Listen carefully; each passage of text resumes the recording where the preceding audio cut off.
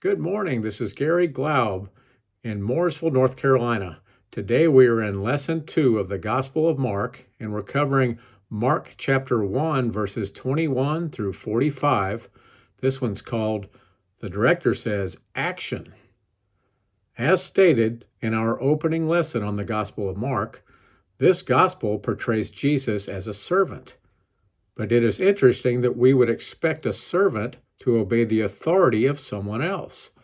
Yet Jesus displays authority even over demons. But remember, everything Jesus does is in the Father's will. This gospel is so different from the other three.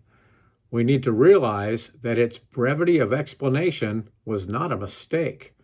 Instead, just as the others, this gospel is God-breathed. We also should remember that this gospel was completed before the other three. As the other gospels seem to build on each other, it would seem that Mark would be a much better place to start than to finish. It is interesting that the Gospel of Mark does not begin at the beginning of the ministry of Jesus. Instead, it begins with the arrest of John the Baptist, later in the ministry of Jesus. Let's read our first passage today. Mark chapter 1, verses 21 through 28 says this. Then they went into Capernaum, and immediately on the Sabbath he entered the synagogue and taught. And they were astonished at his teaching, for he taught them as one having authority, and not as the scribes. Now there was a man in their synagogue with an unclean spirit, and he cried out, saying, Let us alone. What have we to do with you, Jesus of Nazareth? Did you come to destroy us? I know who you are, the Holy One of God. But Jesus rebuked him, saying, Be quiet, and come out of him. And when the unclean spirit had convulsed him and cried out with a loud voice, he came out of him. Then they were all amazed, so that they questioned among themselves, saying, What is this? What new doctrine is this? For with authority he commands even the unclean spirits, and they obey him. And immediately his fame spread throughout all the region around Galilee. Mark, Peter, begins with a different miracle than Matthew. Mark highlights a demon-possessed man in the synagogue in Capernaum. Capernaum was on the north end of the Sea of Galilee and was the headquarters for the ministry of Jesus.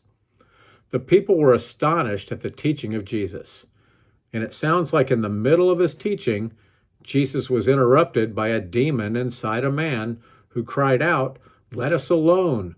What have we to do with you, Jesus of Nazareth? Did you come to destroy us? I know who you are, the Holy One of God. It makes sense to me that a demon would know Jesus as the Holy One of God and as the Son of God. But it is a little more surprising to me that this demon knew Jesus as Jesus of Nazareth. To know Jesus as the Holy One of God reveals to us that he knew Jesus from heaven. But to know Jesus as Jesus of Nazareth tells us that this demon knew Jesus from earth. The Bible teaches us that even the demons believe and tremble. This trembling demon certainly was aware that the Messiah had come to Israel. Once again, even though the Gospel of Mark depicts Jesus as a servant, here is a prime example that the servant had power and authority. Jesus rebuked the demon. Notice that Jesus begins by telling the demon to be quiet. Man, I wish I had the ability to shut mouths. That would really come in handy. I think I would use this power on presidents and politicians before demons, though it could be that they are the same. Before Jesus came, I wonder how many people were filled with evil spirits that no one was able to rebuke. I often have wondered if demon possession is still just as prevalent today, though we give it a different name. We attribute that same behavior to psychological issues like schizophrenia, but we are virtually unaware of the spiritual realm. The fact that Jesus could cast demons out of people tells us much about his power. To have power over demons is to have power over Satan and to have power over anything that could possibly come against God. Let's read the next passage. Mark chapter 1, verses 29 through 31 says this. Now, as soon as they had come out of the synagogue, they entered the house of Simon and Andrew with James and John. But Simon's wife's mother lay sick with a fever, and they told him about her at once. So he came and took her by the hand and lifted her up, and immediately the fever left her, and she served them. Was Peter's wife's mother very sick or in bed with a slight fever? What is important is that they told Jesus about this, and Jesus went to work. He took her by the hand, lifted her up, and the fever left her. Moments later, she was serving them. This location is identified as the house of Simon and Andrew. I'm not sure if Simon and Andrew owned the house or if they lived in the house of Peter's mother-in-law. I'm assuming that many families lived together back then. I'm also assuming that sons-in-law got along better with mothers-in-law. Maybe that was also a miracle. Let's read the next passage. Mark chapter 1, verses 32 through 34 says this. At evening, when the sun had set, they brought to him all who were sick and those who were demon-possessed. And the whole city was gathered together at the door. Then he healed many who were sick with various diseases and cast out many demons.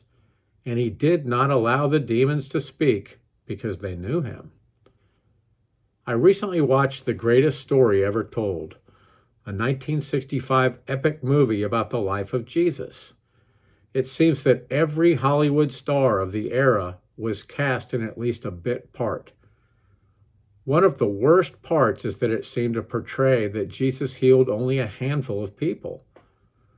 This passage in Mark reveals something quite different. All who were sick came to Jesus. I think Jesus healed thousands and thousands and thousands of people. The other important aspect of this is the long days for Jesus. This day, for example, began early at the temple and finished late at night. Jesus was also doing his Father's work on the Sabbath. It seems that Jesus prayed more than slept in his brief time when he was not working. His work was sharing love with others.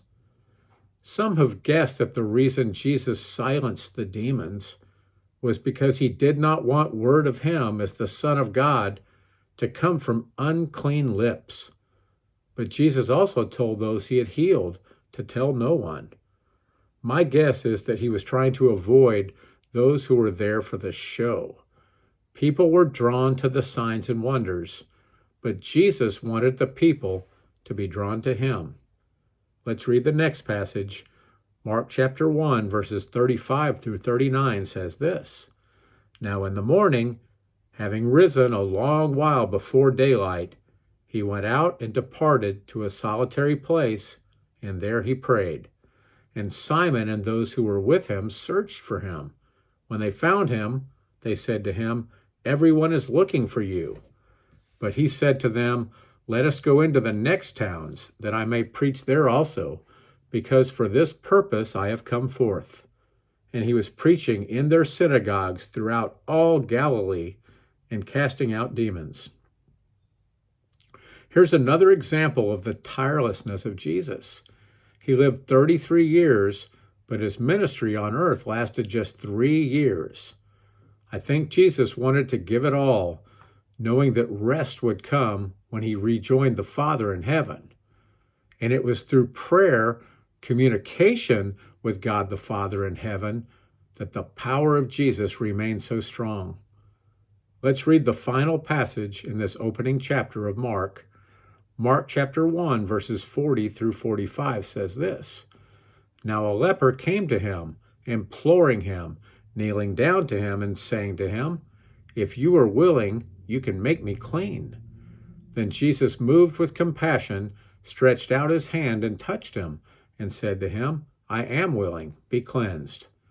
As soon as he had spoken, immediately the leprosy left him, and he was cleansed. And he strictly warned him and sent him away at once and said to him, "See that you say nothing to anyone, but go your way, show yourself to the priest, and offer for your cleansing those things which Moses commanded as a testimony to them." However, he went out and began to proclaim it freely and to spread the matter, so that Jesus could no longer openly enter the city, but was outside in deserted places, and they came to him from every direction. Jesus healed this leper and then told the man not to tell anyone other than the priest. And the healed man agreed, but then he told everyone. As a leper, he was required to announce that he was unclean to anyone who came near. Maybe he felt like he had to tell people so they would know he no longer had to announce his uncleanness. More likely, though, is the ex-leper did not consider that if Jesus asked that, he had a good reason. From that point on, Jesus mostly avoided the cities as they became too crowded. The ex-leper was fortunate that Jesus did not unheal him. Jesus certainly had compassion for this man. Leprosy affected people more pervasively than perhaps any other illness. Lepers were removed from their families and friends and secluded far away from others. It had to be very lonely and depressing, and Jesus understood the struggle of this man.